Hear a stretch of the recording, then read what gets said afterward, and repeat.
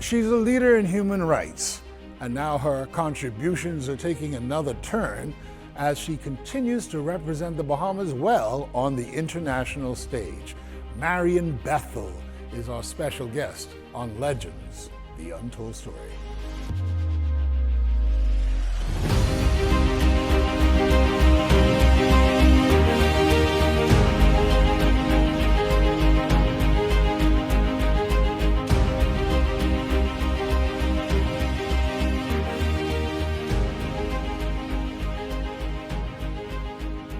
Welcome to our program, and Marion Bethel. Welcome to Legends. Thank you so much, Julian, for having me. I really appreciate it. It's a pleasure. It's a pleasure. Now, you've had an outstanding legal career, but way beyond the legal career. Obviously, your legal talents have helped you to branch out into other areas, and human rights being one of the most critical aspects of your accomplishments. Yes. When did you first realize that that was an area that you needed to focus on? I think it was during my time in the Attorney General's office. I worked there for 10 years, from about 1986 to 1994. And I think about halfway through there, I was given the task of going to the Organization of American States, actually, to do some human rights work with women in the Organization of American States. And it's called the Inter-American System for Women. And it was there that I had to help with a group of people, of other experts, drafting model legislation to advance the issues of violence against women in countries throughout the Organization of American States. So it was then that I really got a sense of, this is something that I'd like to continue to do. It wasn't crystal clear, but it was an inkling of something that really caught my attention and my interest and my passion. And so I think it was then, about during the Attorney General's office time, I realized that human rights was an area that I thought I would want to really sort of hunker down and just immerse myself and become an expert. And you mentioned the OAS, and Yes. here we are in 2025, Yes. moving into 2026, Exactly. and you have just been selected to play a major role on the Inter-American Commission on Human Rights, which is part of the Organization of American States. Tell us about that and how that process came to be. It's amazing that I've come back to the Organization of American States. I had no idea when I was doing some work there that this would happen in 2025.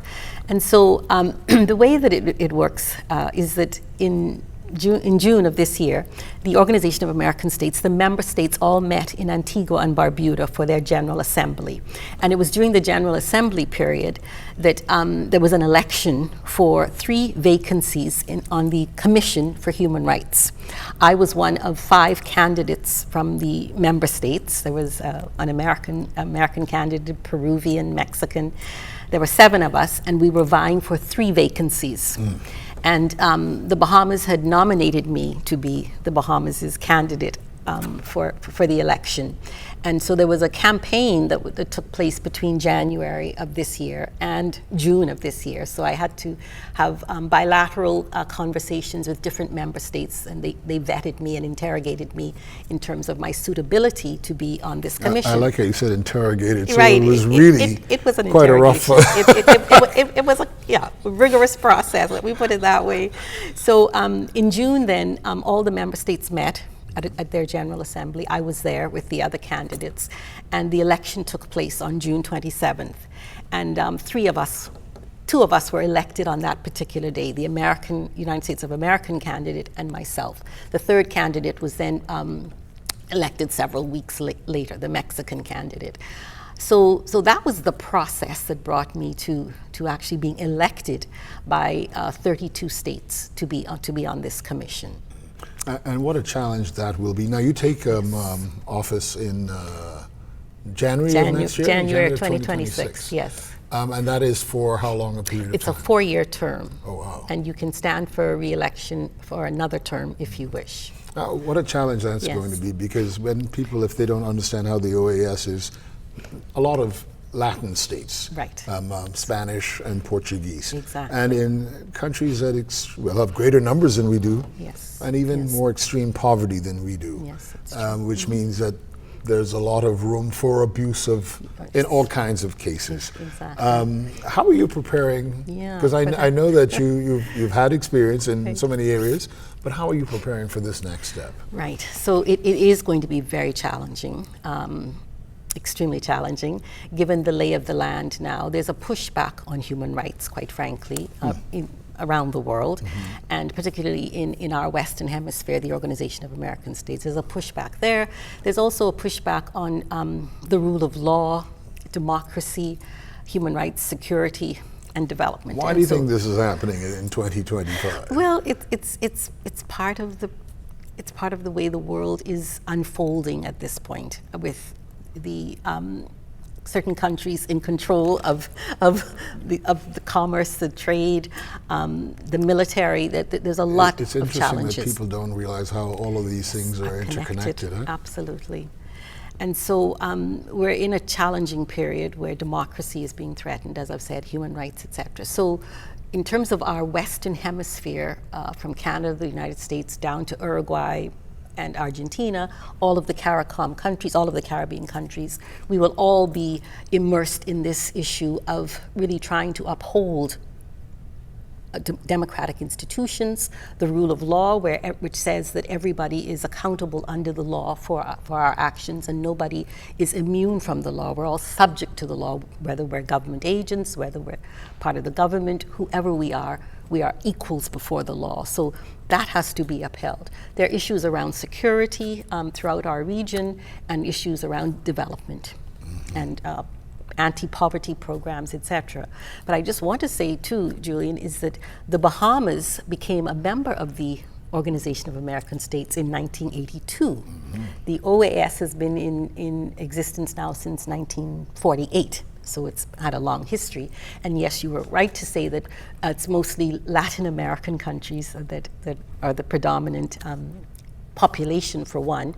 And CARICOM is very much, the whole Caribbean region is a part of the OAS. So is Canada, so is the United States.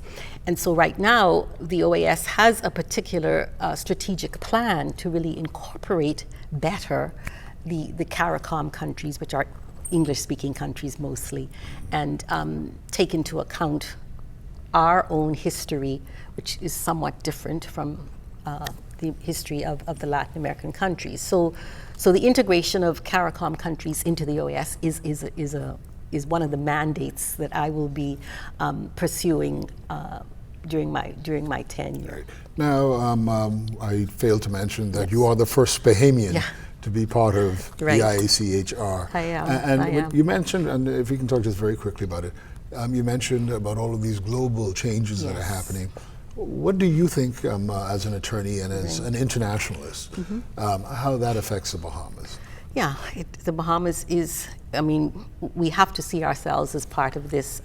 Whatever happens in any part of the world, particularly the Western Hemisphere, will affect us. So what Canada says or does, and what the United States says or does, or Mexico, totally impacts our existence. And I think we have to really be cognizant of the impacts of that. You're obviously helping to set the pace, particularly with this new appointment. Right. Stay with us. We'll be back with more with Marion Bethel.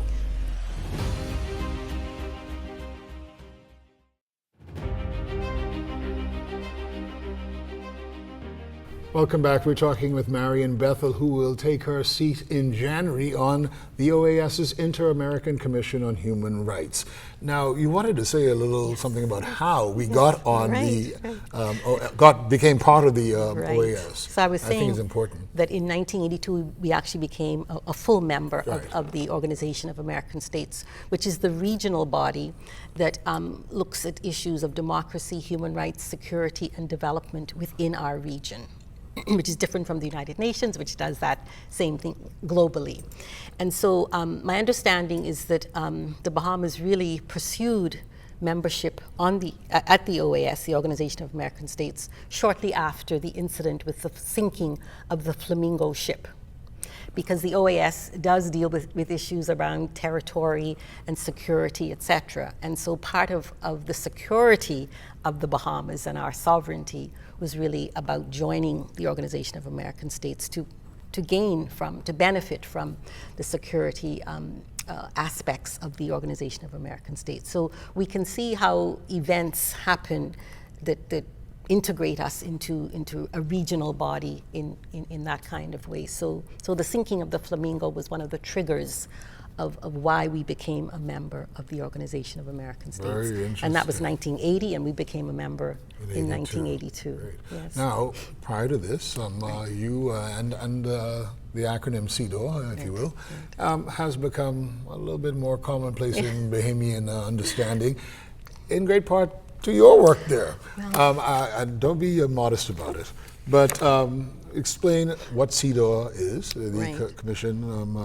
for the Elimination of Discrimination Against Women. Right. It's part of the United Nations program. Correct. And tell us how you got to serve on that and how long you were there and what that was like. Yes.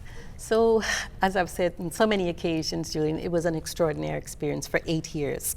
So from 2017 right through to 2024, I would have sat on this human rights treaty body. So it is one of 10 human rights treaty bodies that exist at the UN in Geneva, which is where all of the human rights treaty bodies sit to do the work that we do.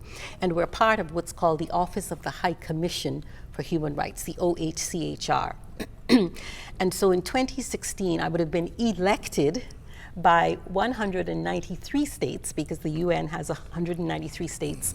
And at their General Assembly, there was an election process where I would have been elected. The Bahamas had nominated me to be its candidate. So I would have been elected. There were some 20 candidates. It's a different scale from the OAS, 20 candidates, and there were 11 seats. So I was one of 11 people who were elected by all of the members of the United Nations. Again, that was another rigorous process of being interviewed and interrogated by at least 100 countries in terms of my capacity and my ability. But that process never gets easier. No, it doesn't get easier.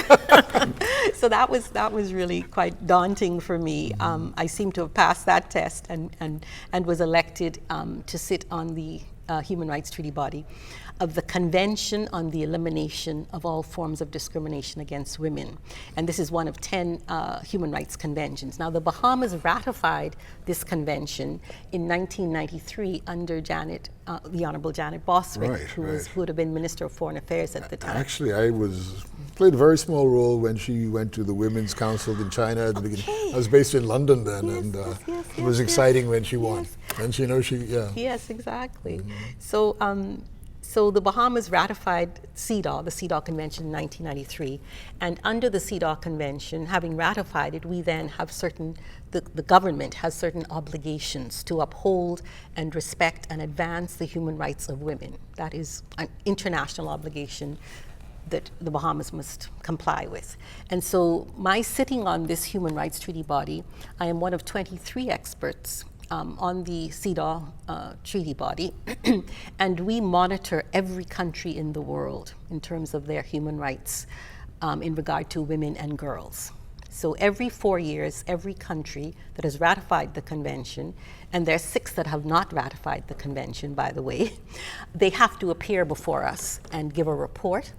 We interrogate the state party, the delegation, and at the end of the day, we give recommendations as to how to respect and advance further the human rights of women. So the Bahamas would have appeared before the CEDAW committee when I was there in 2018 under the Honorable Frankie Campbell. He brought a delegation from the Bahamas, and they gave a report on the status of human rights for women in the country. And I was there observing. I could not participate because it would have been a conflict of interest. Of course, yeah. But the other 22 of my colleagues really grilled and drilled the delegation on what's happening in the Bahamas. And what would you say is the status of women in the Bahamas right now? Right. Because, this talk of gender, a lot of people don't think there is an issue. But explain some of the areas in which there are issues in the Bahamas where women are treated unfairly. So the ever persisting issue that has existed for at least 1973 is the issue of our Constitution and the impediment that is still there in regard to women in particular. So under the Constitution, there is allowed discrimination on the basis of sex.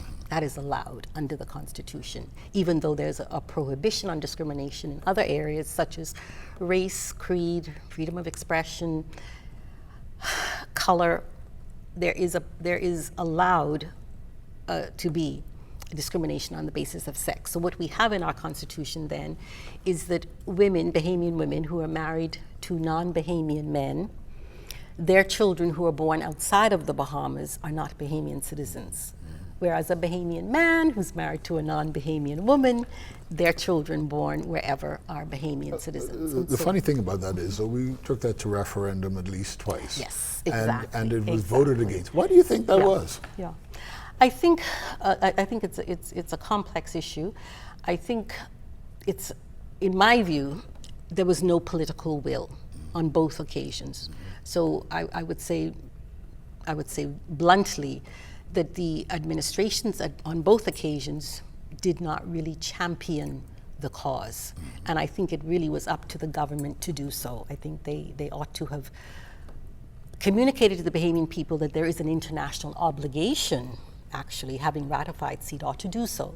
There was also a domestic moral imperative, in my view, to do so. Women have played a part in modernizing and democratizing this country from the time of slavery. Well, men would not have got the right to vote without the support of... Precisely.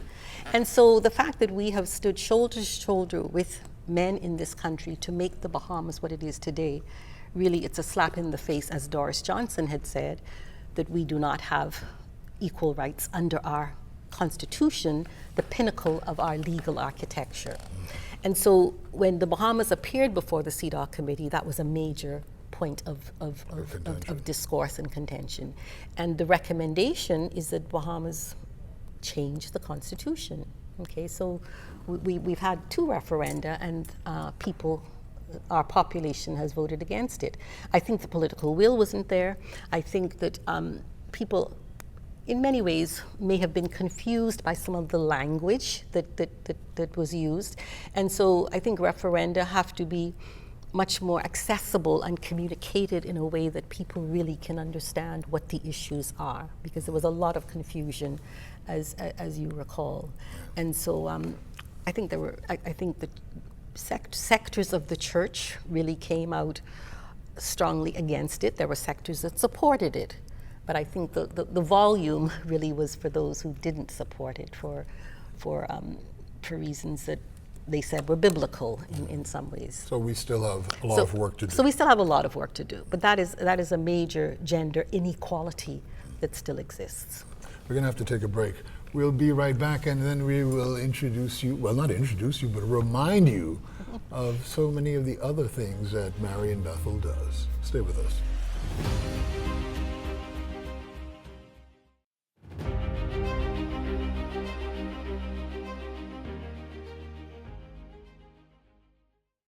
Welcome back.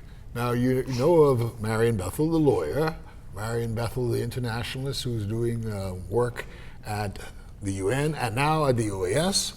But do you know that she's a poet and writer? Tell us a little bit about that. How many works have you actually done? So I've published 2 poetry books, which I've done, and I'm also part of several anthologies, academic and literary anthologies, and just other poetry and writing anthologies. But what's happening right now, Julian, which is really exciting, is that I'm co-editing a volume of Bahamian poetry with a Caribbean publisher called House of Nehesi. Now, these are the works of several Bahamian poets? Yes, all Bahamian poets. Can you name some of them? All Bahamian poets. Well, so we're in the process right now. Okay, so we shouldn't do that right now. Right, exactly. So we put out a call, and we've gotten many submissions, and so I'm really pleased to say that many Bahamian poets have sent their work in. Would you say, there's a lot of talk about the orange economy and it's used loosely, etc. Right. And it does seem that there is a sort of a resurgence in the arts in the Bahamas. Are you finding that poets are coming out in bigger numbers now, that we're expressing ourselves? There's a whole lot of young Bahamian spoken word artists who are really, really, really good. So yes, I think there is a resurgence in poetry in particular, and other genres of writing too. I know persons who are writing short stories and novels, quite frankly. So this resurgence is really encouraging, because I think art and literature is crucial to They our, make us look at to our ourselves, don't Bahamians. they? Absolutely, Doesn't it? it's so important. Take a critical look at yourself and change, make change. Make change, and it also puts us out into the world, and so we're part of Absolutely. a Caribbean, tradition of a literary tradition and artistic tradition, and international too, Absolutely. so it's all good. So this poetry anthology, hopefully we will have it published by, first of all, we've got to look at all the submissions and select the ones that we want. Now, do you find that the most, well, I shouldn't say, is that the most exciting part? That's going to be really interesting for me, to sit with this volume of submissions and go through it with my co-editor, Lasana Sekou from St. Martin, actually, in the Caribbean. We will go through it and choose the ones that we think are really good for the anthology. So that will be exciting for me to see, just the whole panorama of what has been submitted. I'm going to enjoy that. Yes. That is definitely going to be exciting. Now, you're also a filmmaker, and you've well, you don't want to say that? Well, I would love to have that name, filmmaker. You've had involvement either in the production level or other levels of at least 3 films, I think. Right? Yes. Right? Correct. The suffragette movement. Right. The most recent work by Gina Rogers-Seeley, you were involved in that. Absolutely. And there was another one as well, right? And I don't want to get the name confused. Right. Because so I was actually, had a very small cameo place within Maria Govin's movie called Rain, where I remember that, yeah. Maria, that was great. Really, she's, I'm waiting for some more work from Maria. Her, exactly. step up. Right. Yeah, great. But tell us about those, and the suffragette movement. Right. And I spoke about it earlier, that really, in working for their own voting rights, they helped the Bahamian man to get. Absolutely. And if you could just, I know it's a long history, right, but remind Bahamian people right. what had to be done and what was done. Right.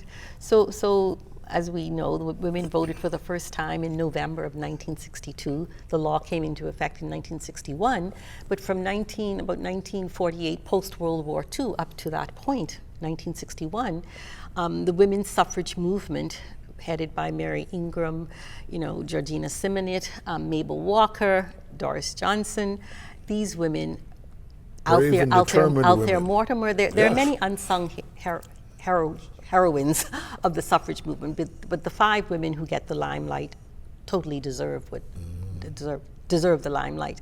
But there was a struggle to get the right to vote for women, and also for men too, who did not own property at the time. And so women were on the ground getting petitions from all over the Bahamas, as far as Inagua, to petition the parliament to give women the right to vote.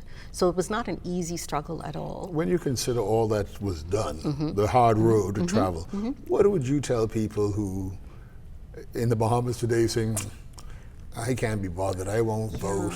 Yes, right. So all this voter apathy. Right.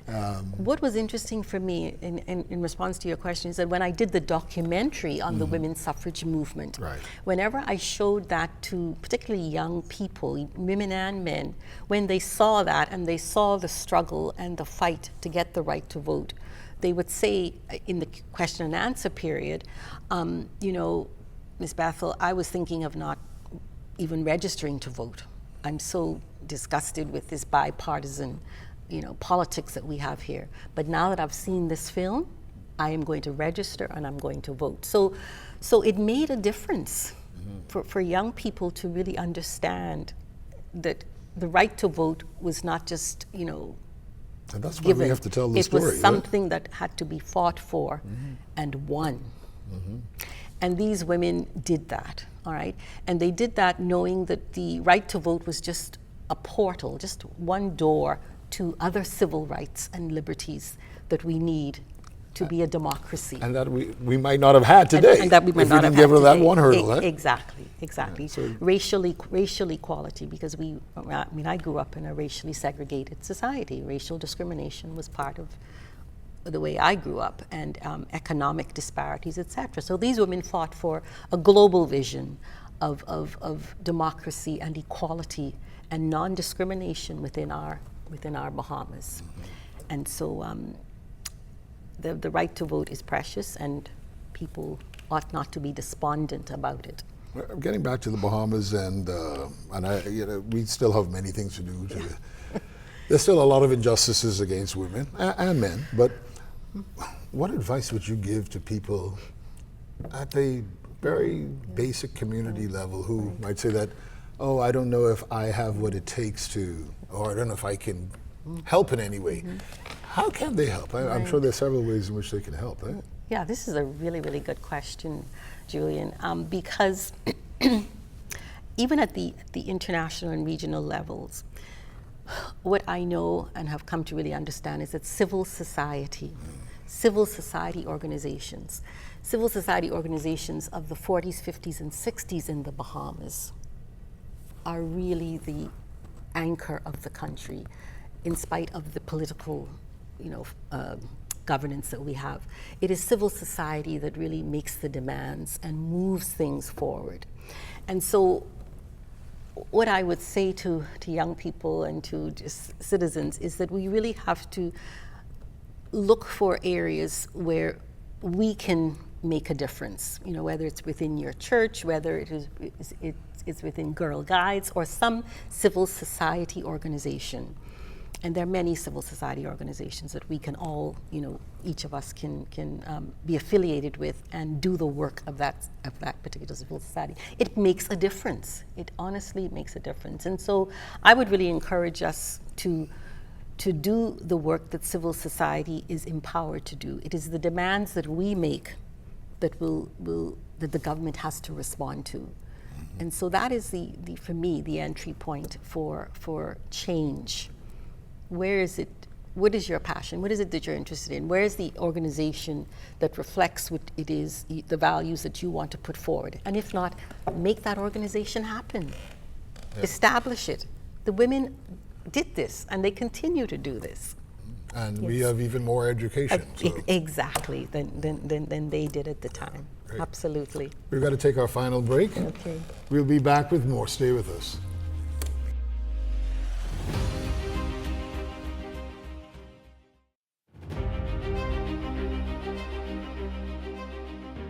Welcome back. We are here in our final segment with Marion Bethel, and we've had quite a talk today. I hope you've enjoyed yourself, because I have. Completely, thoroughly.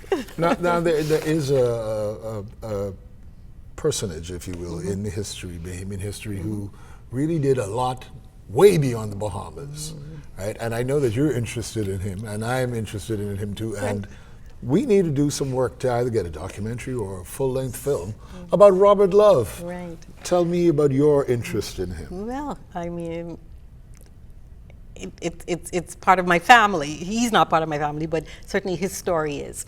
And so Robert Love, for me, a St. Agnes person, and just an incredible personage within the Bahamas and also Jamaica.